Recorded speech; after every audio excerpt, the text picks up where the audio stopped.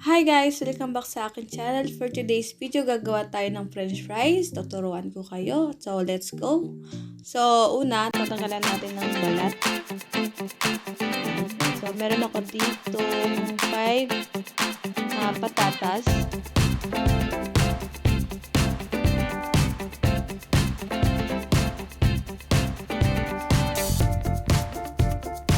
Ayan. Tapos, hihiwain natin. Meron ako dalawang panghiwa dito. Isa pang ganyan. Isa naman para may design. Pwede naman kahit wala kang ganun. Normal na french fries lang. Ganun ba? Ayan. Hiwain nyo lang siya ng slice.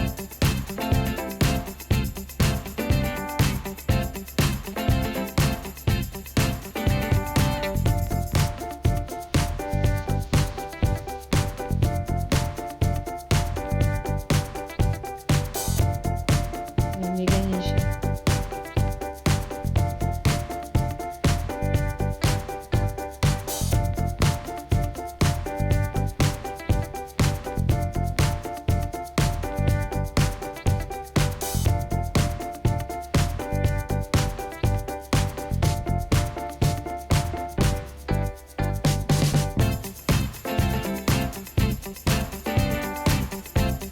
Ngayon, hugasan naman natin. Siyempre, bago natin lutuin.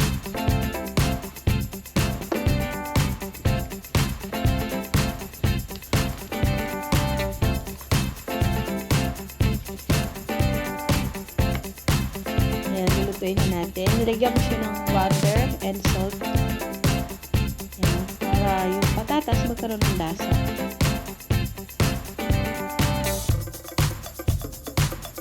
Hanggang sa lumambot siya. Tapos okay na po naman. Ayan, luto na ang ating french fries.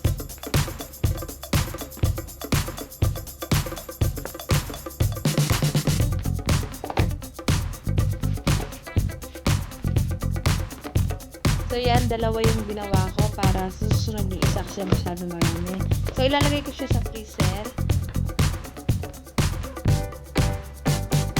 Para mas ano siya, cold siya pag naniluto. Ayan, nilagay natin sa freezer. Pwede rin naman hindi ko siya ilagay sa freezer. Kasi ako nilagay ko sa freezer kasi gabi ko pa luluto.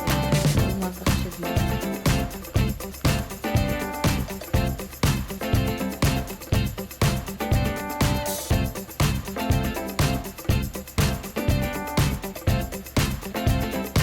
Lulutuin lang natin siya mag siya crispy and then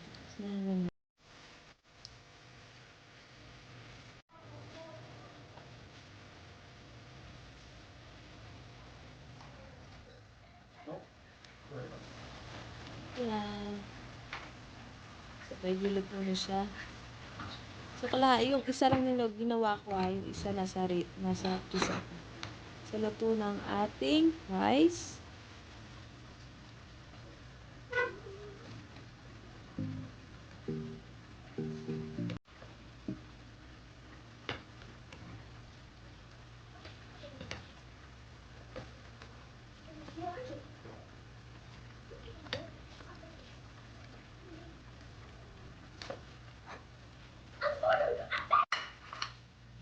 Ayan, luto ng ating french fries. Ready to serve. Ayan lang po kadali ang gumawa ng french fries, homemade. Thanks for watching and I hope you like this video. And please don't forget to like and subscribe to my channel. Bye bye guys!